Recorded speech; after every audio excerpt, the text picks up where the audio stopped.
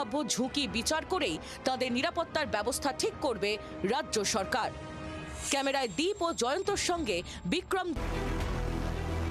রাখা রয়েছে সেগুলো দখলমুক্ত করার জন্য কিন্তু প্রশাসনের তরফ থেকে বাড়তি সতর্কতা নেওয়া এবং যেমনটা দেখা যাচ্ছে যে হাওড়া স্টেশনের বাইরে প্রচুর ফোর্স এই মুহূর্তে কিন্তু রয়েছে এবং তার পাশাপাশি দেখাবো যে জেসিবি পর্যন্ত রয়েছে, যে যাতে কোনো রকমভাবে যেগুলো জায়গাগুলো দখল করে দীর্ঘদিন যাবত তারা ব্যবসা করছে সেই জায়গা কিন্তু দখলমুক্ত করা হবে এবং তারই কিন্তু প্রস্তুতি নেওয়া চলছে।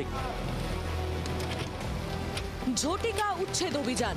শনিবার রাতে হাওড়া স্টেশনে আচমকা এসে দাঁড়ালো বুলডোজার।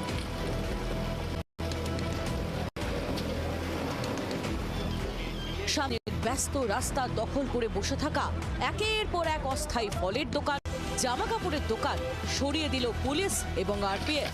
উপস্থিত ছিল র্যাফও। অবস্থা বেগতিক দেখে তড়ি ঘড়ি গাড়ি ডেকে অস্থায়ী ডালা দোকানের মাল কোনো মতে গুটিয়ে নিল বেআইনি দখলদার।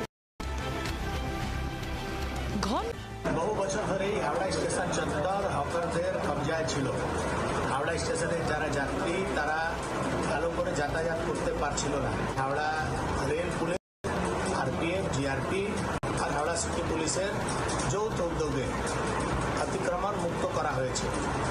তারপর থেকেই হাওড়া স্টেশন চত্বর একেবারে সাফ ক্লিন, মানুষ ওখানে হাঁটতে পারছে সেরকম অবস্থায় আছে। হাসনাবাদ থেকে হাওড়া, শিয়ালদা অবৈধ দখলদারদের উদ্দেশ্যে বার্তা স্পষ্ট, এভাবে আর নয়। উচ্ছেদ হওয়া ব্যবসায়ীদের বিকল্প স্থানের জন্য প্রশাসন সাধ্যমতো ব্যবস্থা করবে হয়তো, কিন্তু সেসব পরের কথা। আগে বন্ধ করা হবে অবৈধ দখলদারি। কোচবিহার থেকে কাকদ্বীপ, রাজ্য জুড়ে বেআইনি দখলদার অবৈধ ব্যবসায়ীদের